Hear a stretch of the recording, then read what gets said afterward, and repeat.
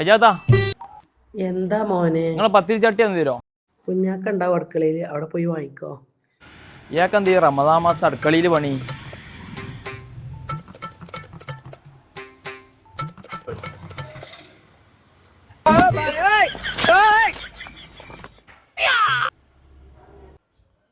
കുഞ്ഞാക്ക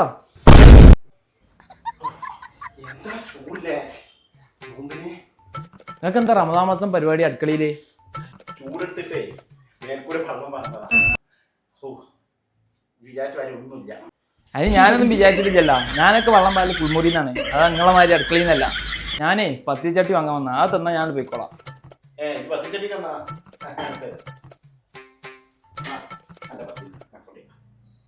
എന്നാ ഞാൻ പോയി, ബാക്കിയും കൂടെയാണ് പറഞ്ഞാല്. ആകെ മാനം കെട്ടത്.